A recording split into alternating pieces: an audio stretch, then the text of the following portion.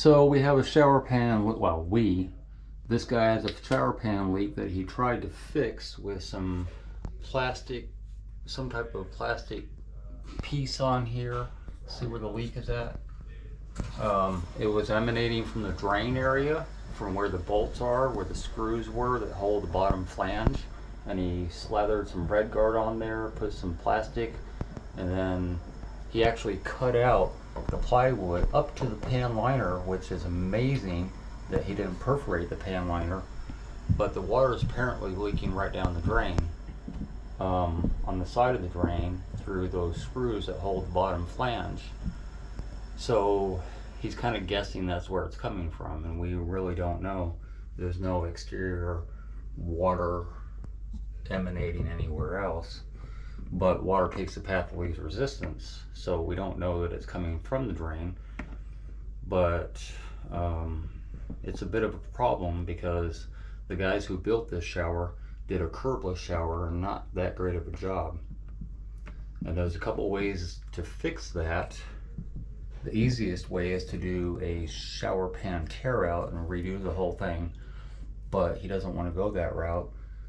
So this fix did not work, and I could have already said that, but it's an Airbnb and it's time sensitive, and I don't know how big the leak is. Either which way, there's no way to kind of fix it from exterior. It has to be an interior fix, meaning the pan, somewhere in the pan has to be mitigated. Whatever that leak happens to be is going to be clearly from the top and not the bottom. So we'll go upstairs and have a look.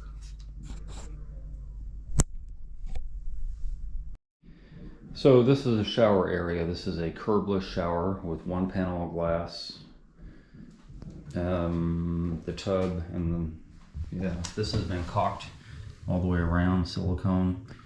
I don't think the tub was.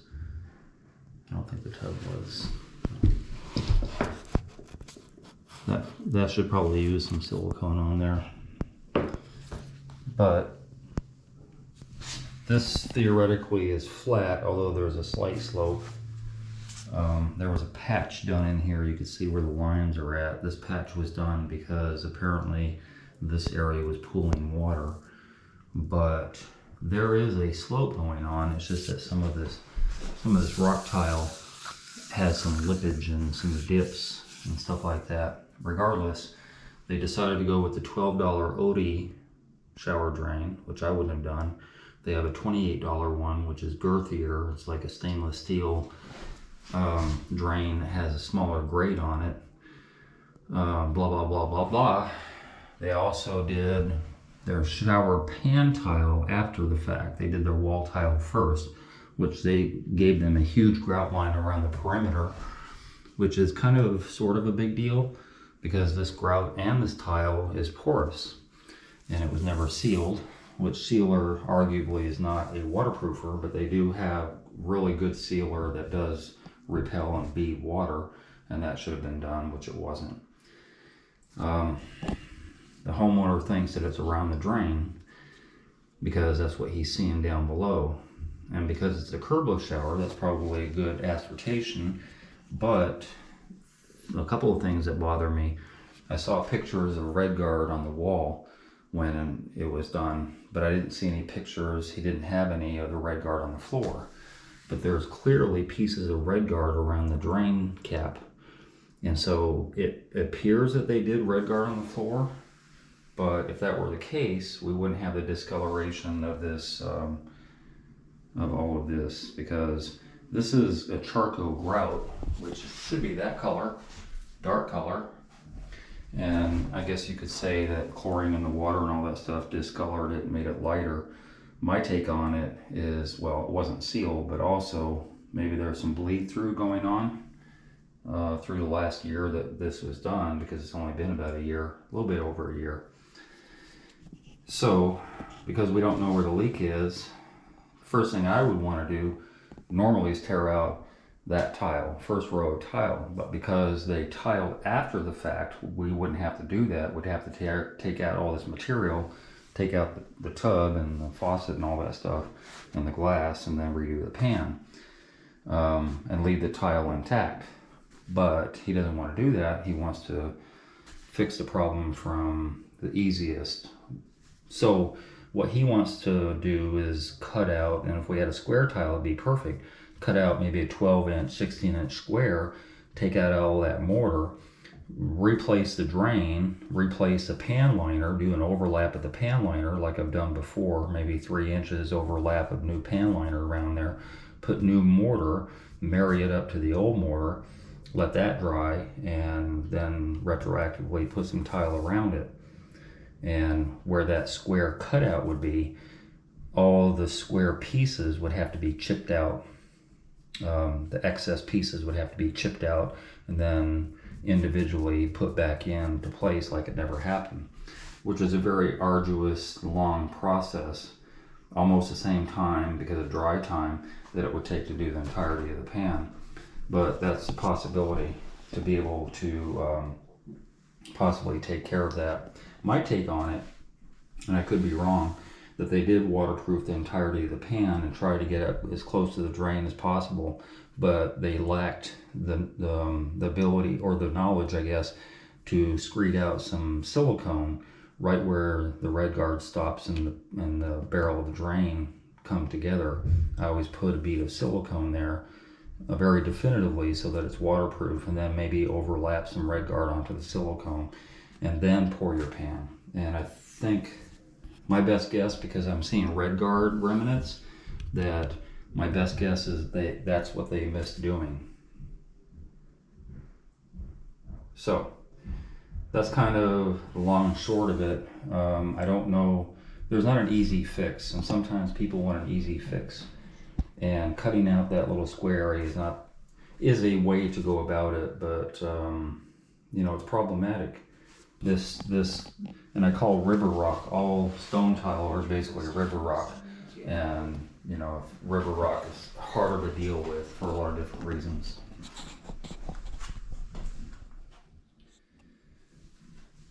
But there's not an easy way. Water takes the path of least resistance. In theory,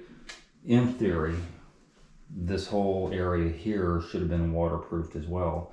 The outside exterior floor should be waterproof when you have a curbless shower, but not many people are going to do that. So in theory, I guess if the tub overflowed or water got out onto the exterior floor, water could be penetrating into this floor, going into the mortar. I don't know. There's a lot of things I don't know. The build process matters, but many mistakes were made on this job. They don't really have a lot of experience doing this type of tile. The wall tile, not too bad. There's no lippage going on.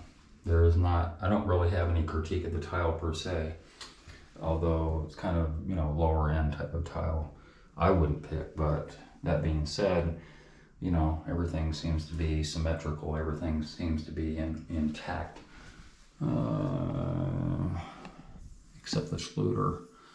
The Schluter, they did kind of a half-assed job, and the bottom area has too much grout and yada yada yada, but overall it's not bad. That part. This part, not so much so. And this part is Achilles heel of every shower. Water is not going to get through your walls and cause damage and leaks and all that stuff, but this did.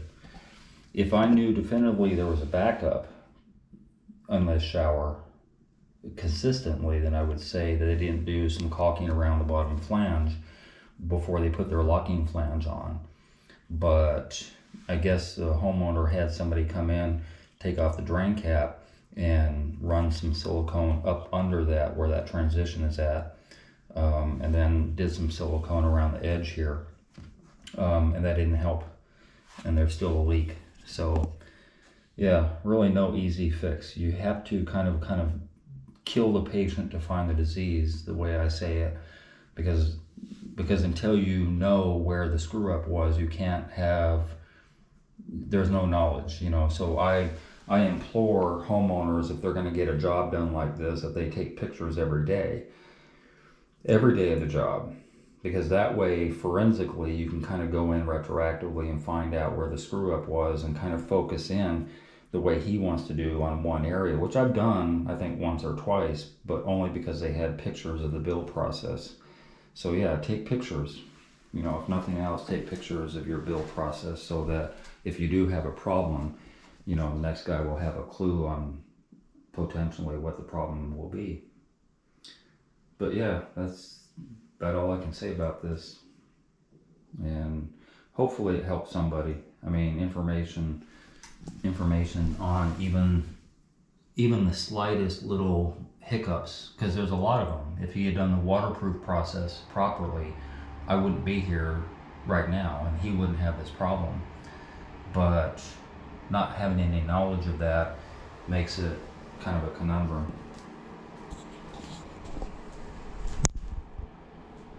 Also, look at the controls. Look at the diverter that you have. Look at the wand. Look at the body sprays. You have threads inside the body sprays, thread inside of that nipple. And look at that huge 18-inch rain shower, flush shower head. I've never seen that. That's like so big. And then of course the tub that can overflow, especially with kids, that, you know, but a lot of water. And I'm imagining that all three of these can be used simultaneously. So there's that too.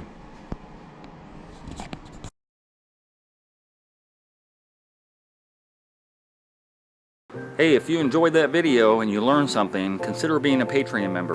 $5, $10, $15 a month would help me greatly produce more videos. I make nothing from YouTube at all. If you're gonna call me for advice, please donate $50 for 30 minutes. My link to my PayPal and my Patreon account is down below. And if you haven't already, hit the subscribe button and hit the bell so you get immediate notifications as soon as I post videos. And thank you very much for your support.